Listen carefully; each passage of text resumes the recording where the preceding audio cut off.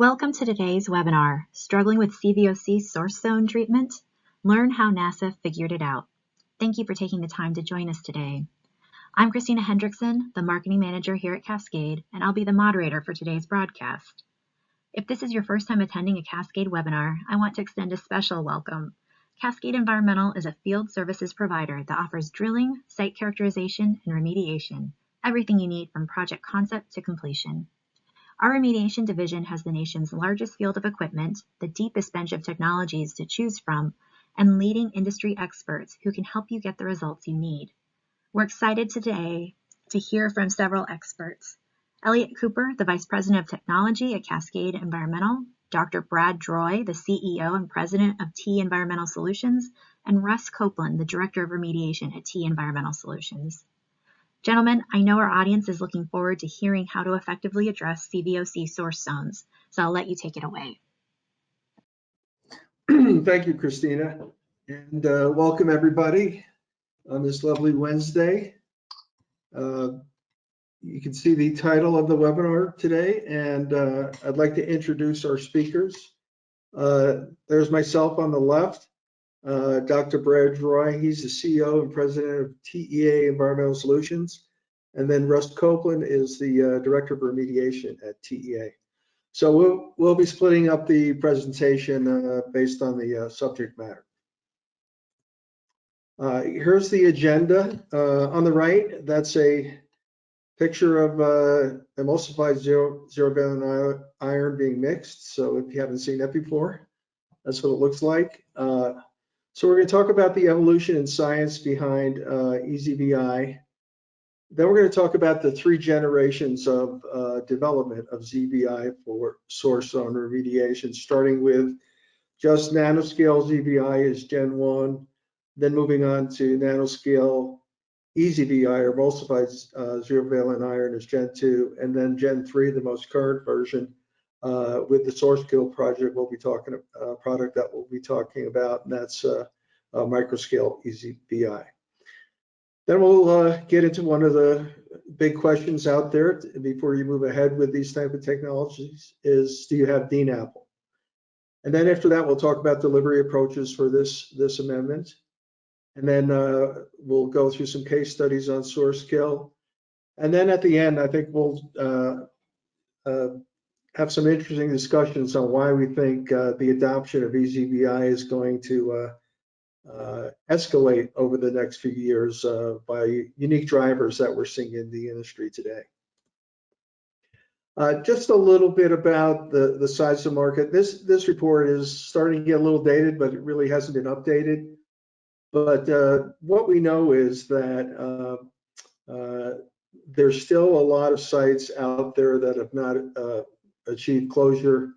And you can see here how the report broke down the different agencies in terms of the type of sites that they have.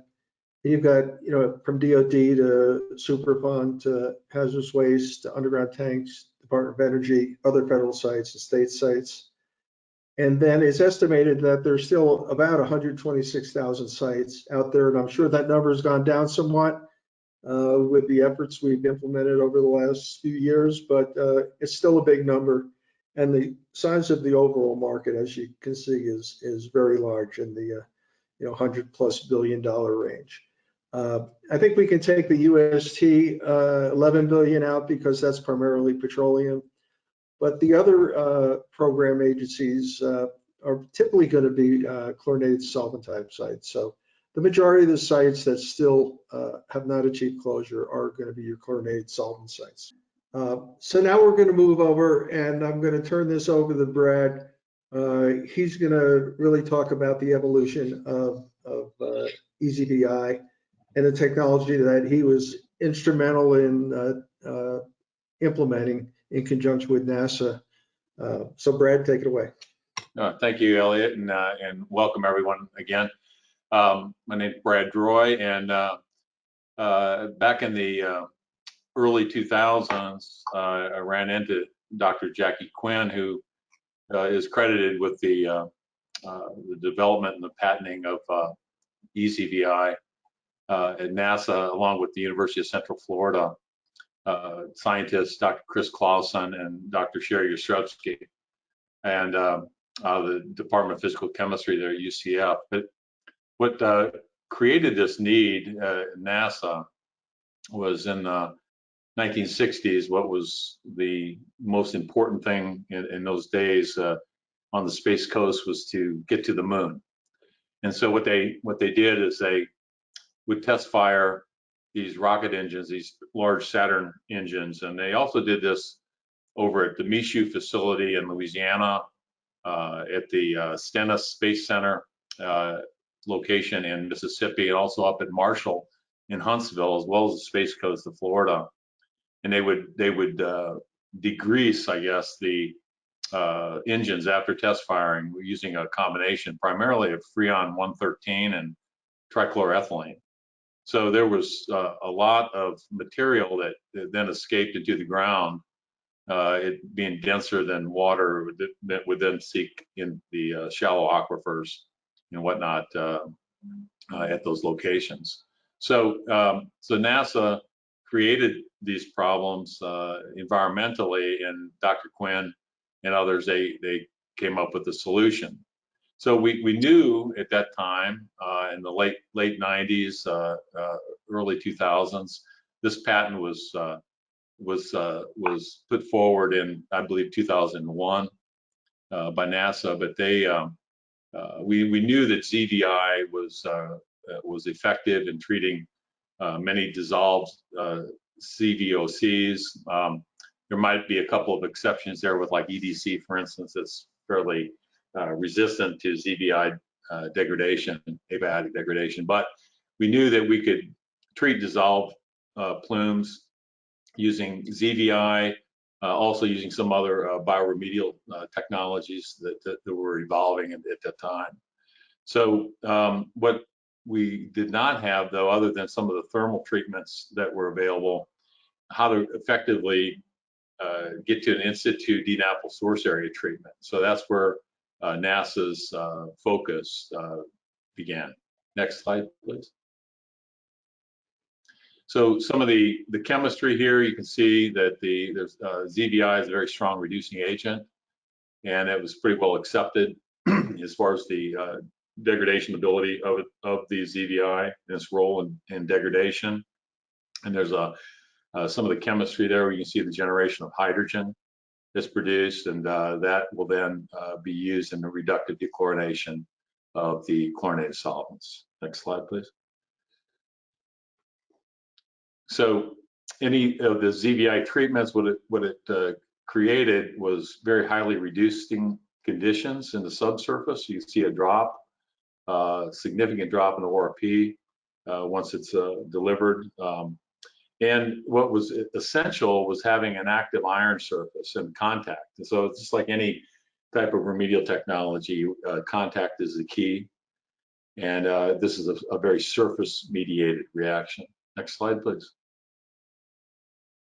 So here's an example of the types of reactions you'd see with TCE being degraded through cis, vinyl, and ultimately to ethene. You can see on the lower portion of these reactions with the acetylene involvement, that's the abiotic reactions, the vicinal reduction that occurs, and whereas ethene is a key byproduct of this reaction.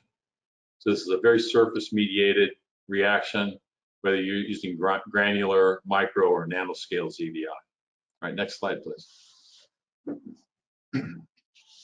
So calling this like in the generation one, what was being done, and quickly found that this it could be done. However, the nanoscale eZVI was fairly expensive, somewhere around $30 a pound, and so the cost effectiveness of this and the practical applications in the real world were fairly limited. But you could theoretically inject it, and they were the nanoscale eZVI, and it was able to travel down the gradient and transport it in groundwater systems. And however, during there's some problems that in aggregation during storage, and also once injected to subsurface, and also the reactivity of the nanoscale ZVI, or really any ZVI that you inject without literally protecting it, if you will, from the environment. It can react with a variety of other substances that you may not want to target, as opposed to targeting your contaminant concern. So next slide, please. And I think I just mentioned some of this. It's highly reactive. The nanoscale ZVI is very highly reactive. It can be consumed by unwanted reactions. And the iron surface can become passivated, if you will, and no longer reactive very quickly. Next slide, please. So in the second generation, this is where the emulsified zero-valent iron came on the scene. And you can see in the cartoon on the right what emulsified zero-valent iron is. It's a hydrophobic chemistry here that we're dealing with, not hydrophilic that you'd have with a slurry of ZVI and some other material. But eZVI was composed of a food-grade surfactant along with vegetable oil, water, and ZVI. And that could be either nanoscale or microscale. So firstly, they were looking, Dr. Quinn was looking at nanoscale versions of this. And you can see what happens with the reaction, that there's a sequestration of the hydrophobic contaminant, say, for instance, trichloroethylene, into the micelle that's formed basically during the emulsion process. And we'll get into the stability of emulsions and making effective emulsions. But you have a sequestration and then a dissolution into the into the water phase in Terling through a gradient, concentration gradient. And so the iron is located inside this micelle, which is kind of described as a protective layer of the around the iron with the vegetable oil. So inside the micelle is where the action happens. There's abiotic degradation. In addition to that, having a carbon source as a part of the emulsification or the emulsified zero-valent iron, that provides a carbon source for bacteria, some of the D. halocoxoides, for instance, to also be biostimulated in those environments. So it's kind of a double reaction, if you will. An initial abiotic dehalogenation that's very, very quick, and then a more of a polishing event with the availability of the carbon to sustain long-term reactions. And so a little bit later, I think we'll talk about briefly when you inject the eZVI to also include bioaugmentation cultures. It's a very cost-effective way to get more bang for the buck. All right, next slide, please. This is an interesting picture. This comes from Jackie's lab, and it shows the three pictures of, like on the left, of DNAPL. You see the kind of chemistry we're dealing with is the hydrophobic chemistry here. On the left is just TCE, I believe, dyed red, DNAPL, and water. And you can see the separation, the density of the TCE, I think specific gravity is something like 1.46. The center picture shows the DNAPL with nanoscale ZVI, and you can see the separation of the materials there with the water layer, the iron layer, and then the red being the DNAPL TCE. And then the third picture on the right is DNAPL with emulsified zero-valent iron. You can see the miscibility because the eZVI is actually, it behaves similar to a DNAPL itself. It's got it's hydrophobic, as I said. Also, it has a specific gravity of around 1.05 to 1.08. So it's a little heavier than water. So it's fairly viscous, though. So it's not like TCE, which is very non-viscous. But it will, to some degree, behave like a DNAPL when you inject it. Next slide, please. So,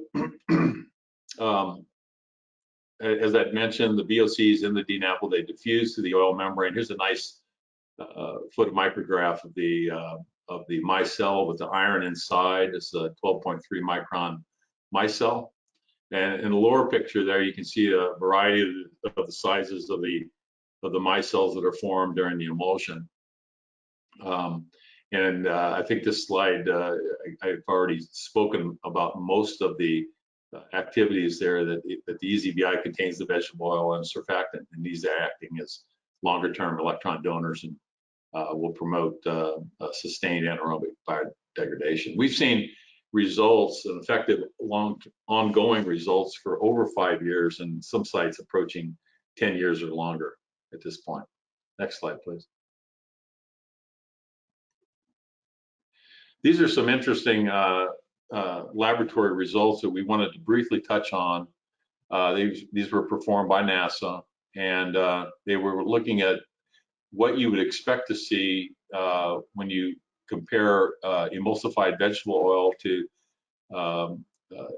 nanoscale ZVI and then also emulsified ZVI, eZVI. So they're also looking at here in these series of studies that if you have a sustained, if you have near saturation and also like 10 times saturation or DNAPL levels, what would that look like in a beaker, okay, when you expose it to these different substrates like this. So during this process, they monitored for VOCs and also dissolved gases and also chloride. So next slide, please. The first bench scale at the top shows the active control.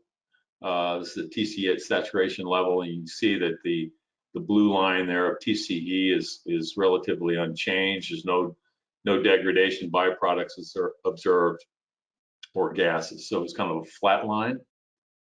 And interestingly, you can notice that with the emulsified oil in the second experiment, the TCE, there was some sequestration that would occur because it is hydrophobic, the oil is, and so is the TCE. But there were no degradation byproducts observed or no gases. And so that was the difference that observed between those two different treatments. Next slide, please. So when you add the ZVI to yes, you're going to see a reaction. You're going to see, in this case, you can see ethane produced, ethene produced. There's also chloride production, showing about 73% of the TCE being degraded. But you can see that with the at saturation concentration, it really did not have a big effect on DNAPL type situations. All right, that's with the just straight ZVI type treatments. Whereas the bottom slide with emulsified ZVI, eZVI, you can see an excellent response here, significant gas production. You can see even at saturation concentrations dropping off and being sustained for, in this case, up to 160 days. So with significant chloride production. So this was a very interesting experiment. I think it closed the books on the technology. You know, Dr. Quinn, she was recently inducted into the National Hall of Fame for the research on this, and so it's just an outstanding accomplishment. Next slide, please. So conclusions: the vegetable oil, as mentioned, decreases the TCE concentrations due to sequestration. No degradation in the test. The ZVI, though, reduces the mass due to treatment, but no decrease in the aqueous concentration if DNAPL is present. And the eZVI, though, the benefits are from sequestration due to oil plus degradation due to the ZVIs. It's a combination effect. Significant decrease in aqueous concentrations, greater than just the oil, and a reduction in mass. And that's what we are focused upon for source treatment. Next slide, please. So the advantages and limitations here, and this is just covering really what I just previously said to a high degree, is the in situ treatment of DNAPL source areas is possible, thereby shortening the time for closures. If you can get to the source and you have an adequate means of implementation and delivery, let's get it out of there. And I think that that's going to, and that's been our experience, that it shortens the time significantly to closure. There's an immediate sequestration provided by the oil and a double effect with the ZVI by providing the degradation effect. A significant decrease in mass flux due to the partitioning, and then a long-term biodegradation that can be enhanced also with bioaugmentation. Now, on a limitation perspective, it's not designed for dispersed plume, aqueous phase. There are plenty of excellent remedial products out there that can be used, carbon sources. It could be some ZVI containing materials as well. That there's a bunch of nice products on the market. The cost for the second generation though, but the cost of the nano ZVI was itself was high, and we realized that we can explore different sources of ZVI, and the microscale ZVIs that were available could provide a cost-effective component for the emulsified ZVI that we'll get into momentarily. Due to the viscosity, and this is more in the cascade realm here as far as injecting, delivering it into target treatment zones. We'll get into some of that with Eliot here shortly. And Eliot's going to talk about characterizing the source zone, so we can surgically place the eZVI where it is needed. Next slide, please. So the third generation then was the microscale, the evolution into the microscale eZVI, where the nanoscale typically ranged from 500 to 300 nanometers. It had significantly high surface area. But when you get into the microscale, it's going to be, of course, much larger. That shows 1 to 3 microns. Actually, what we're finding with the examples we're going to show you here momentarily are even up to D50 of 7 microns or so. We have some excellent iron that we're using in this product. The large surface area of microscale and very large surface area of nanoscale equals large number of reactive sites for degradation to occur. So the key is to have the surface reaction clean and available for the reactivity. And from a granular iron perspective, we're finding the reactivity to be significantly greater. But it's basically the same chemistry from a ZVI perspective as far as the degradation kinetics and whatnot. All right, next slide, please. So here we're in the process of getting a mindset of that the microscale ZVI is adequate, more than adequate to use in our product. Next slide, please. And here's an example. We've rebranded our eZVI as what we call source kill. We were, gosh, I think we've had the license, but we had the first license to eZVI back 18, 19 years ago with NASA. So we've continuously looked for ways to improve the product, but to ensure that the product is going to be made according to the NASA patent.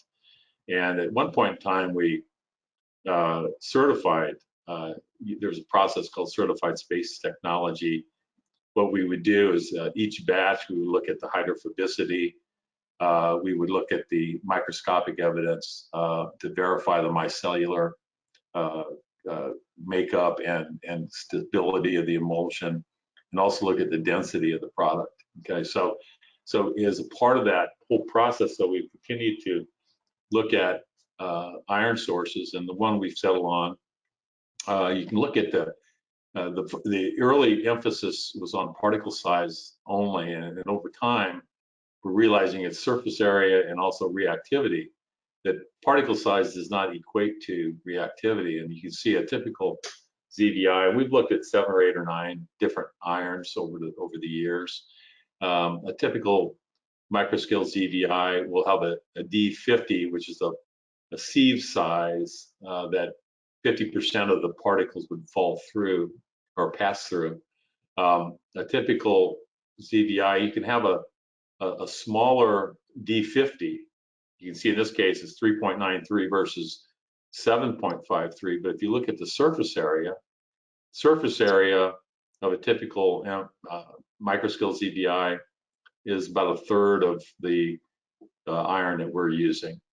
And so we have a very high surface area, and that equates to hydrogen gas production, which is a measure of reactivity. You see it's about four times the hydrogen gas or reactivity compared to the typical microscale ZVI. So in this particular case, you have a typical microscale ZVI that's about half the particle size, but it's 4 times less of the reactivity as what we're using in our product. So over the years, yes, the NASA patent is almost set to expire in 2021, but we've continued to improve upon the product. Okay, and here we are today. Next slide, please. We're going to move over to the characterization part, and the question is, do you have DNAPL? And if you've attended our webinars over the last few months, you've probably seen this slide. But after doing hundreds of MIP or MIHPT projects around the country, we've developed some expert rules that allow us to get a good handle based on the detector responses and for the various detectors that we use to determine, are we getting into that zorb mass, DNAPL ganglia, to ultimately DNAPL pools. And we've have some values here in terms of microvolts for the different detectors. The ones that are primarily interested in, obviously, are the XSD, halogen specific, the PID, the FID, and the ECD. So they all apply to chlorinated solvent sites. And typically, although the FID doesn't respond to chlorinated solvents at low concentrations, when we get into the DNAPL range, they definitely do respond. So when we start getting into these ranges, we've got a good idea that you've got significant contamination. And then we also know on the electroconductivity and HPT pressures whether or not we can inject or we're going to have to fracture. So these expert rules really help us during MIHPT investigations to define, what type of source treatment you're going to need. And so we did this study a while back at Alameda Point looking for DNAPL. And the question was, could we find DNAPL with the MIP system? And so this was a paper we developed with our client at the time, which was Shaw Environmental. And we didn't use a submarine, but that's kind of representing how we investigate the site. But we had existing wells out there. They've been looking suspected DNAPL source for years, and they had a bunch of wells out there, but they never could identify where the DNAPL source was. So we went out there with our MIP system and did a bunch of MIP logs within what was suspected DNAPL source area, but never identified. We then were able to, based on those expert rules, identify a potential DNAPL zone, just based on the detector responses. And then from there, the lighter shade red is what was the suspected DNAPL zone. And then we actually did a bunch of soil borings. And you can see there that we, in the darker red, really isolated DNAPL to a much smaller area. And the way we did that was we took a lot of soil samples and stained them with Sudan dye, and we're able to identify whether DNAPL is there. So the key takeaway is here that the MIP can identify, and it also can optimize and reduce the cost of remediation of DNAPL. And we'll get into this later as to why this is going to be a key driver in continued eZVI adoption. The other question is, how do we get this solid slurry mix into these target intervals? And really, based on the nature of the product, it's generally going to be a fracturing approach, and it just depends on the type of lithology that we're in, whether it's a high K or low K zone or heterogeneous. And here we're setting expectations on mass or flux reduction, going to some down gradient treatment, but basically removing the source to the greatest extent practical. And then delivery, if we're going into high K zones, generally we're going to be using a hydraulic fracturing approach. If we're going into low K zones, it'll be a pneumatic fracturing approach. And then if it's fairly heterogeneous, we're going to continue with the pneumatic fracturing approach. And you could just see here in terms of difficulty to treat, generally the low K zones are always going to be our most challenging versus the higher K. So in terms of the different technologies, this is just the pneumatic fracturing approach. We've given webinars on this over the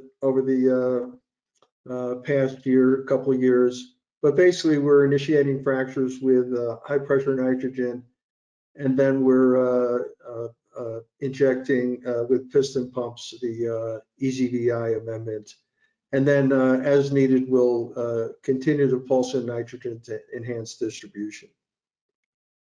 Hydraulic fracturing, we also talked about, is really where we're initiating the fractures with the actual amendment, the eZVI, and then we're continuing to pump in the amendment with high pressure double piston pumps. So a little different approach. Generally on the pneumatic side, we may also lean more to locations where we can't get to depth with direct push, and we're going to have to go through open boreholes and straddle packers. And hydraulic, a lot of times we'll default to that if we can get to the target intervals with direct push. The other option out there is obviously soil mixing, and this is really for sites that aren't amenable to fracturing and where excavation and disposal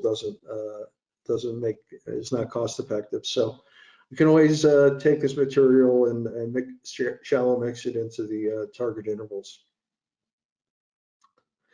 Just a little history on projects we've been involved in. We were initially involved with Brad in all the NASA pilot testing that was performed to demonstrate the efficacy of eZVI. We've been involved in some hydraulic fracturing projects, one in the Bay Area where we did a dry cleaner PCE contamination, and it was a mixture of eZVI, emulsified vegetable oil, and then bioaugmentation.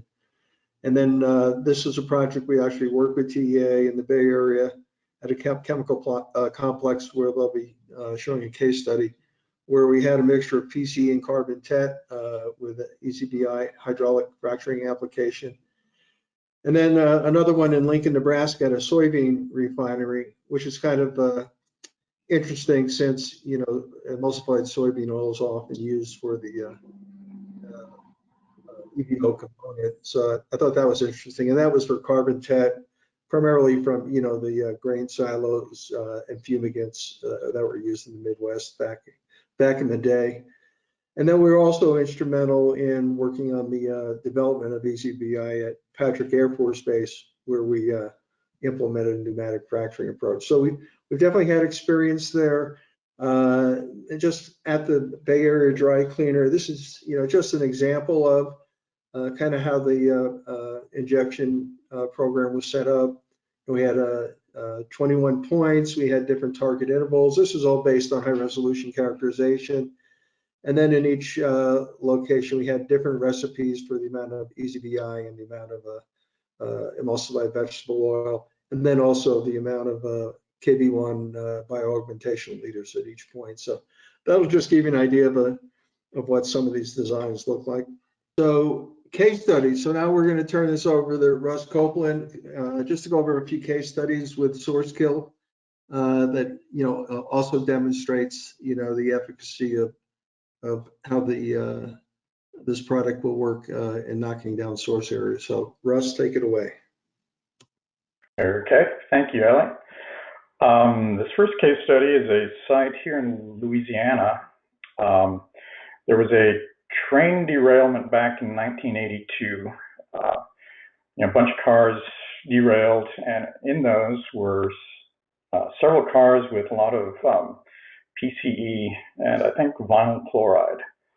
So anyway, the initial action that was performed was excavating primarily the surface soil and into some pits.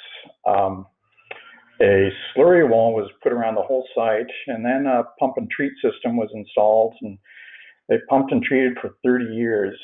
Now the problem was that they started running out of, or they could see where they're going to run out of funding, and so they were looking for another, is there anything we could do to really solve the problem and get this closed out? And so back in 2013, we were contacted and we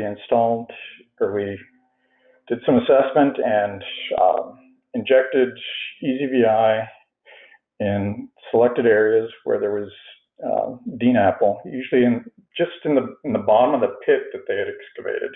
They had filled it with backfill, and so we were injecting eZVI into the bottom of those pits, dealing with both some residual free product and also matrix diffusion back from the clay that was at the bottom. And you can see in the timeline on the side, on the left or on the right, that from the time that we implemented the remediation to actually going through monitoring and then closure was only a few years. This was after 30 years of pump and treat. So it kind of makes you want to go back and look at, well, what if we had been able to do this 30 years ago? Anyway, next slide. And this is just top view and a side view of what the site looked like. It was right in the middle of the town of Livingston.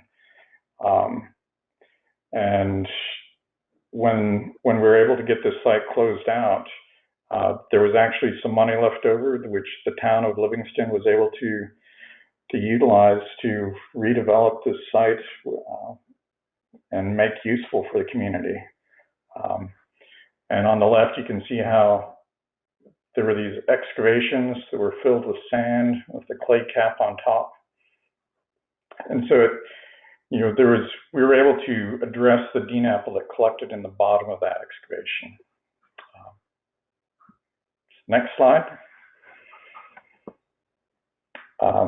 And here's a good visual of how quickly we were able to get closure on this. The strategy really was, combined eZVI and oil and microbes. So we were attacking it both abiotically with eZVI and biotically.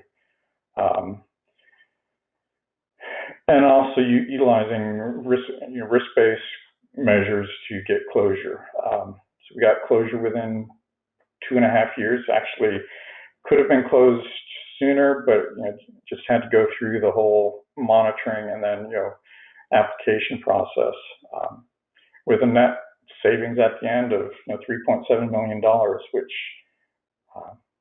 is very good. So yeah, next slide. This case study is a site. It's at a chemical manufacturing facility, and there's a tank farm adjacent to surface water. And historically, there had been some carbon tet and PCE stored in this tank farm.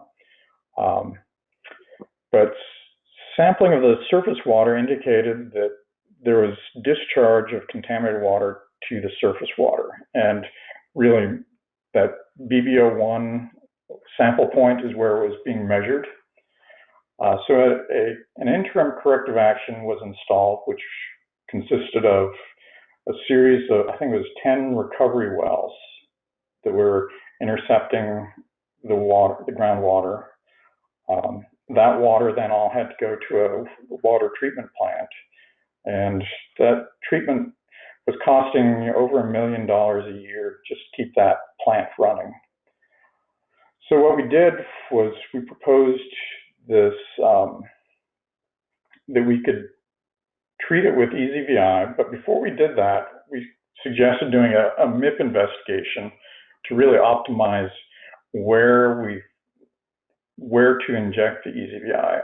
Otherwise, we'd be addressing a large area, and some of that area may not need to be addressed. Next slide. So on the left, you'll see the grid of the MIP points that we did, and based on the MIP, you'll see on the right the area where we injected. Now notice that the line of MIP points along the bottom there that are highlighted in kind of a tan color. Next slide. These are the MIP logs from those 4 points. And really the key thing here is to note that if we had not done this MIP investigation, we would have, based on historical data, soil sampling and monitoring wells and whatnot, we would have been injecting in the 15 to 25 foot interval. But based on the MIP results, we ended up injecting in the areas that are highlighted in blue. So at one point, we're going down from 45 to 50 feet. Then most of it was in the 25 to 40 foot interval. You'll notice that there's a little bit of blue down up at the lower right-hand corner. That is from a separate plume. It's separated from the main, what we were addressing, by a lower permeability layer, and that was addressed using some other technologies. Okay, next slide. This is kind of the conceptual site model that we had. Rather than contamination coming from the tank farm, we had contamination coming from deeper, and it was flowing through the subsurface and up to discharge at the corner of the surface water body. And you'll see we had our recovery wells kind of at an angle trying to intercept that. Next slide. And these are the results. It may not look like we actually accomplished anything unless you look at the top, where it shows that the ICA or recovery wells, before we did the injections, were turned on, and we turned the recovery wells off before we did the injections and never turned them back on again. And so what you see in that white area there is stuff that was between the eZVI and the surface water getting flushed out. And once it got flushed out, we were at lower concentrations than before with the recovery wells turned on. This was very successful, and it allowed us to turn off the water treatment plant, saving the client, I believe it was somewhere in the range of $1 million a year in water treatment costs. And this was done, the eZVI injection was back in 2014, and the concentrations at the surface water are still below the criteria. So we know that eZVI has been successful for at least 8 years, and we expect it to keep being successful. Brad, do you want to talk about this case study? Yeah, sure. Thanks, Russ. This is a site in Florida. It's in a sand. It's close to the Space Coast. It was primarily used historically to wash Saturn V rocket engine parts, and it was contaminated significantly with TCE. You can see 800,000 micrograms per liter, so very high concentrations. 38-acre site, and it's another success story. Whereas we focused in on, and there was also, I'm not going to go into all the MIP results here just because of time, but in the red area is where we focused the eZVI injection. This was around 20,000 gallons. Not the highest amount used. The Patrick Air Force Base site mentioned earlier was not too far away from here. That was a 62,000 gallon site. We would target in a sand around 10% of the pore space. Patrick, back in the early days, we were using a higher percentage. So we'll get into those the dosing here in a little while. But you can see, and actually it shows 3 years time frame. Actually, that type of change occurred much faster than what's shown in these cartoons here. We're typically seeing results within 3 to 6 months. But what's interesting here is the effect on the plume itself, even downgrading it. Once you eliminate a source, what that's going to do holistically to the plume. All right, next slide, please. Yeah, you can see here the remediation timeline. This, you can't really read this on the bottom, but this is over about let's see, 20 years or so. This entire time on the x-axis. This is the total micromoles of organically bound chlorine. When we started, you can see the numbers were much higher. There were some minor source removals, and over the course of time, there was a little bit of pump and treat done in the source, but it kind of went along and really didn't do much until we started playing around with eZVI. And even after initiating one pilot study, a second pilot study, and then going to a full-scale approach, you can see the effects on the overall amount of material present. So this is immensely successful, and that site is close to closure. All right, next slide, please. Thanks, Brad. So we're running out of time. I just wanted to quickly go through this, and we can hang on for questions. Feel free if you've got questions. But why do we think this Generation 3 eZVI product is going to scale in terms of adoption and drivers? And in this case, it's the source scale project that TEA and Cascade are working on together. First of all, the cost has gone down with the microscale ZVI.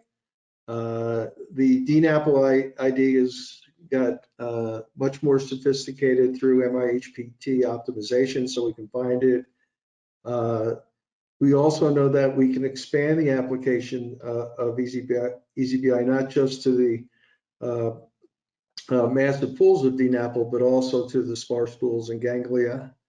There was a lot of source area technology confusion early on in terms of eZVI, eZVI bioslurries, ISCO, in situ bio, surfactants.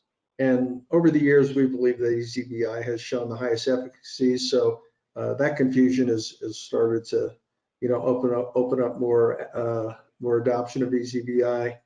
Vapor intrusion obviously wasn't consistently regulated. Now it's a large risk driver out there, and in a lot of cases, mitigation systems are not going to be enough. So there's going to be a big move on the VI front to do more source treatment.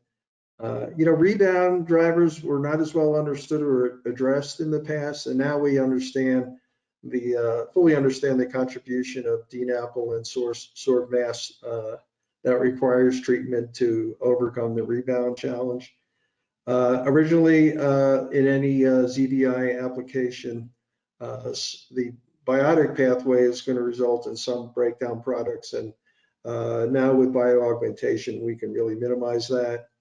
Originally there was a lot of emphasis on PRB strategies, but a lot of them weren't meeting their life expectations and requiring redosing. And we know now that source treatment is going to put less stress on the PRBs and increase their performance.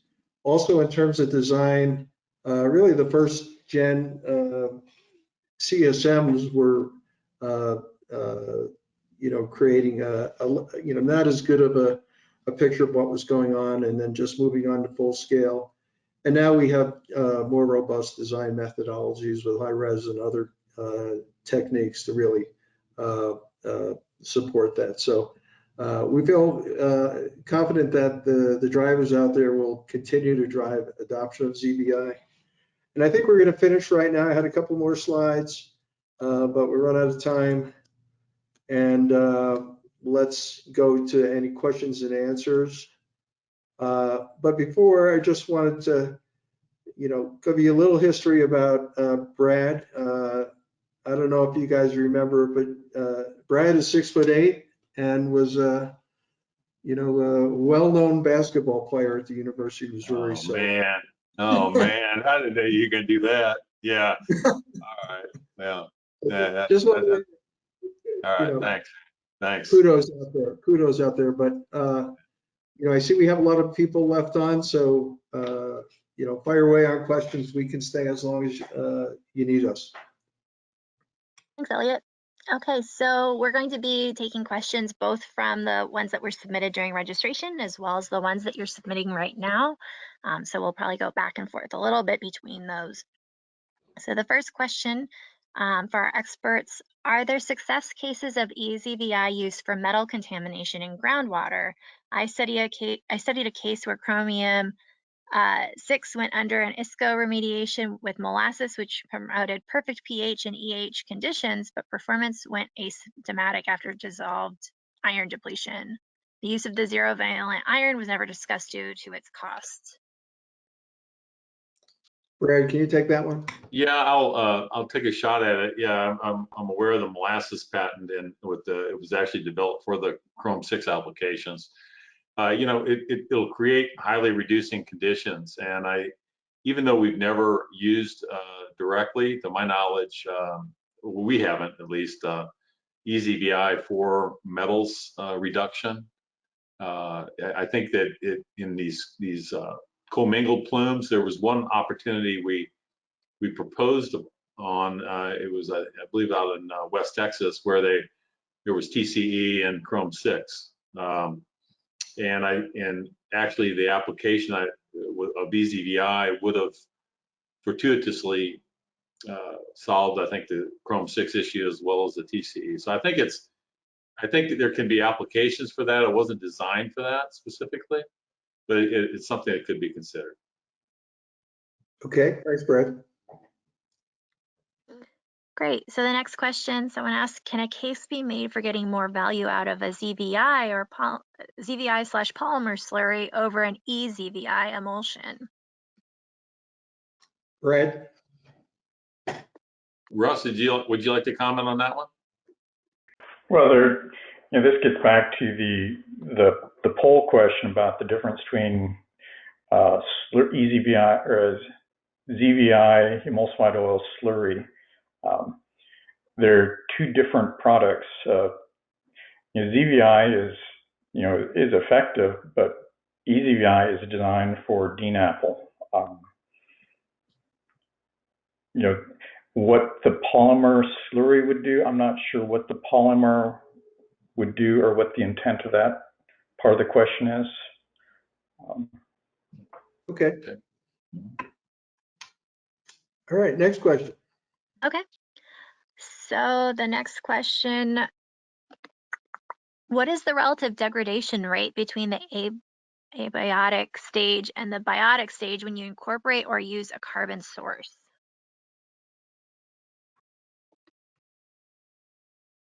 Brad or Russ? Yeah, I think I'll take a stab at that. It's about a 10-fold differential, I think. I'm just basing this upon what we've observed is that the abiotic reaction is very, very fast. All right. Then it's like a biphasic response. If I had a graph, I could show it.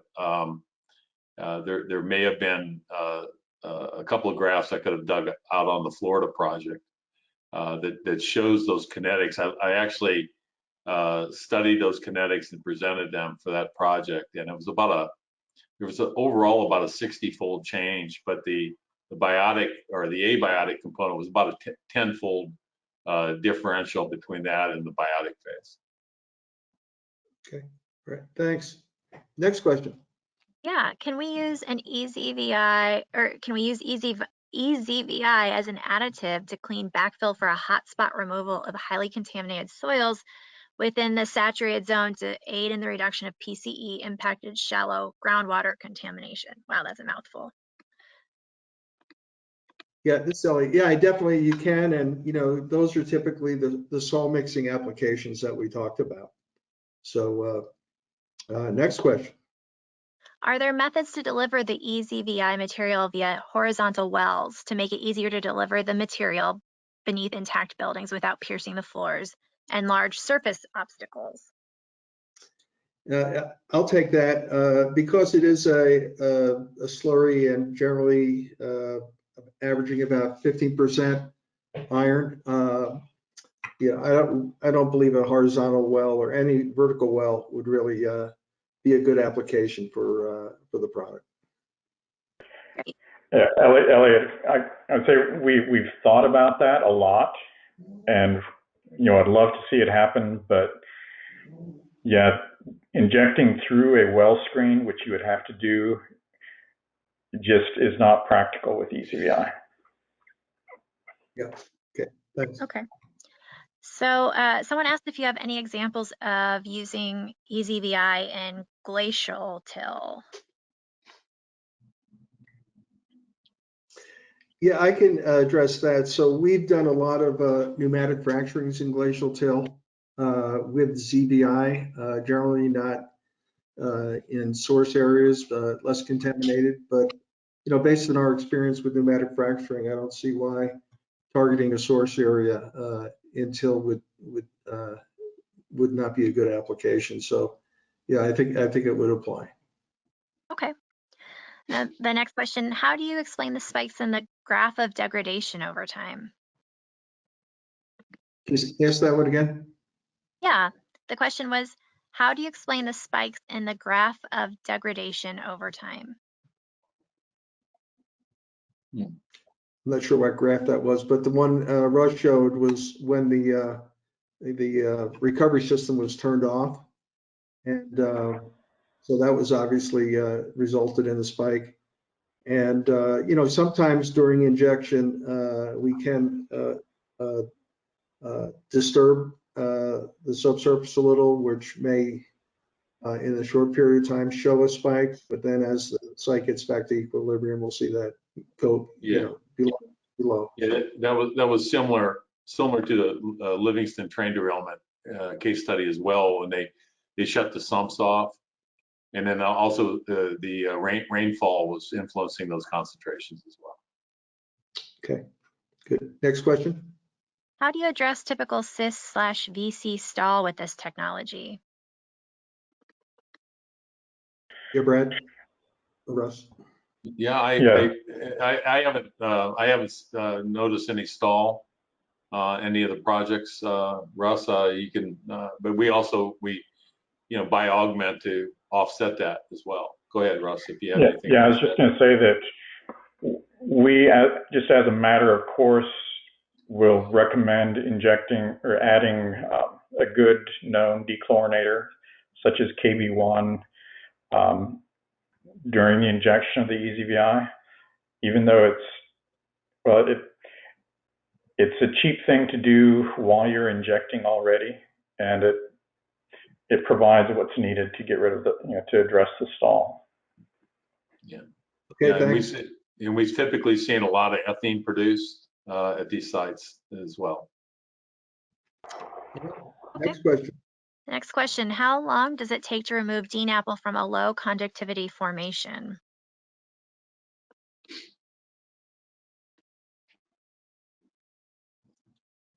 Brad, you want to take that one? Yeah, I think on just initially, that's it's very site specific. However, we're seeing some significant results at sites 3 to 6 months down the road. Russ, would you agree with that?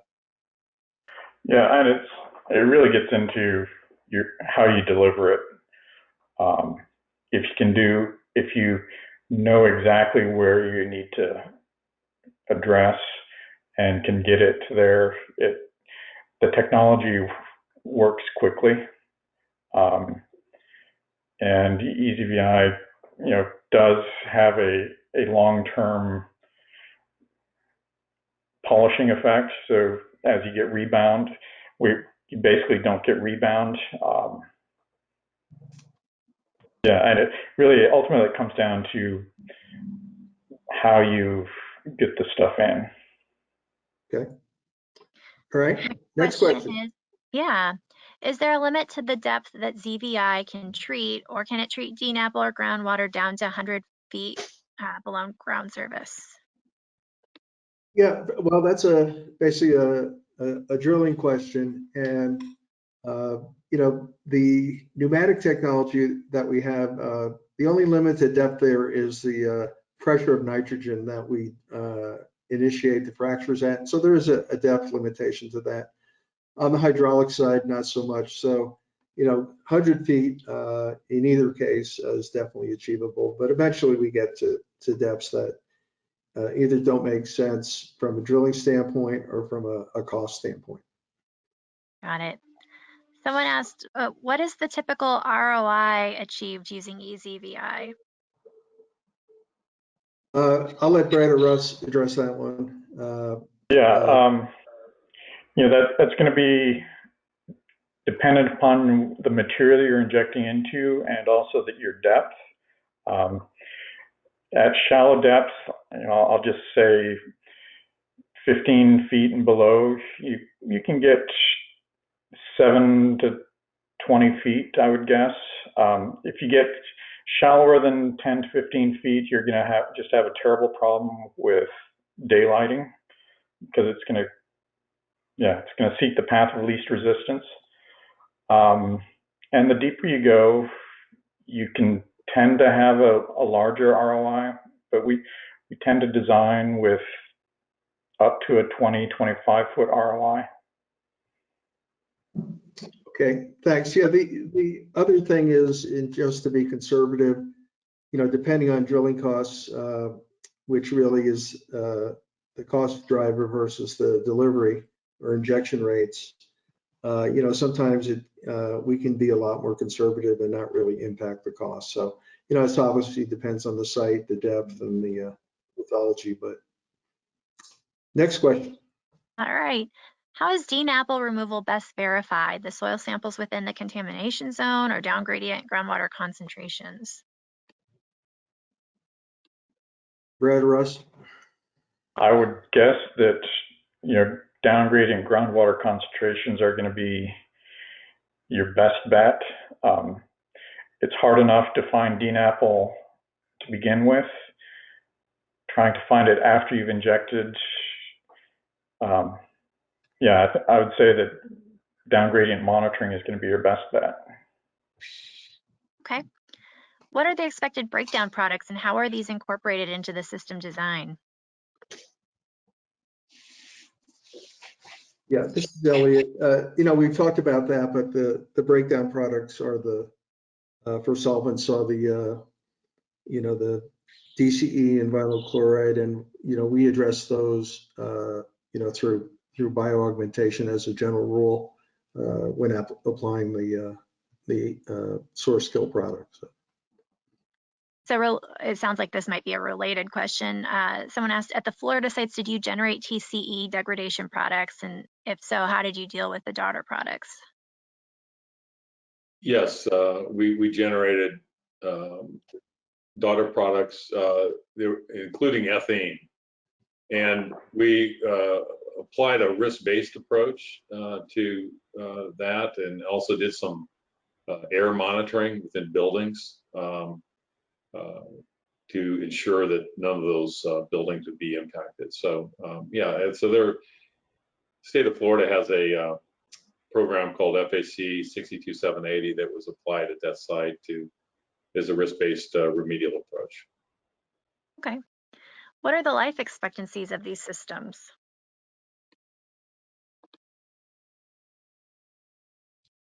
I would say easily 10 years or more. You know, we do have examples where we still see positive effects from the eZVI 10 years down the road. Okay. Excellent. Normally you've gotten closure by that point, or you're still doing monitoring. Okay. All right. Thanks. Next question. How far does a building need to be from a ZVI injection? Well, when we do fracturing, our general rule of thumb is if the building's within 15 feet, we need to do a structural analysis. So that's, you know, anything greater than 15 feet, we don't have as much concern, but, you know, it could be site specific, but generally 15 feet is the magic number. Okay. What should the post-treatment monitoring frequency be, and for what parameters? What is the best way to evaluate remedial success? Brad or Russ? Well, just initially, what we would do is, you know, we would monitor fairly frequently for some immediate changes. That could just be some water quality parameters like DO, pH, oxidation reduction potential, and then maybe initially on a monthly basis, we would look at gases, maybe some changes in biogeochemical parameters, maybe even if we've done bioaugmentation, we might do some sampling and confirmation sampling on the halocoxoides, and of course the VOCs. Russ, you know, you were going to say something. I'm sorry to interrupt you. Well, I was just going to say that we normally use a graduated monitoring schedule. So maybe, you know, month after injection, maybe 2 months, then 4 months, 6 months. Yeah, it really depends on what your clients and regulators are saying. The one thing that a lot of people don't monitor for that I would highly recommend monitoring for is the dissolved gases. Looking for any evidence of acetylene and ethene is very important. So related to that, someone asked, the CVOC DNAPL goes from NAPL phase all the way to ethene and ethane. It doesn't result in an increased concentration in the dissolved phase that contributes to a plume? Normally it would not, and if the eZVI is doing the job that it was designed to do, you know, it'll abiotically go from the chlorinated solvent to ethene. You may see transient concentrations of acetylene, but then we also do bioaugment with, you know, KB1 or DHC microbes that will take care of that intermediate phase with DCE or vinyl chloride if they appear. Got it. Someone asked, what strategies are effective for addressing a source zone with interbedded silt and sand layers? Yeah, typically that's going to depend on the thickness of those interbedded layers, whether or not we're going to go with a you know, pneumatic or hydraulic approach. But otherwise, it would, you know, be similar to targeting either a, you know, a clay zone or a sand zone. Okay. And then someone seemed pretty intrigued by the title, probably, of this webinar. What protocols and standards does NASA follow for their investigations and remediation? Do you guys happen to know that? Well, I think NASA normally farms out the remediation to consultants. Yeah, I'm not sure what. I think we'll right. pass on that. Well, that concludes all of the questions that were submitted, I believe. We had a lot to go through. I think we got all of them. If we didn't get to yours, please let us know, because that was definitely an oversight. But thanks to Eliot, to Brad, to Russ, and to everyone in our audience for taking time out of your busy schedules to attend today's webinar. We all hope that you enjoyed the session, and a recording of it will be circulated to everyone who attended in about a week. If you'd like to check out upcoming webinars or watch previous ones on demand, you can find them all at cascade-env.com/webinars. As you log off today, you will receive a very brief survey. We thank you in advance for providing feedback. We do read every response and we use it to improve future presentations. Have a great day. Thank you, everybody. Yeah, thank you.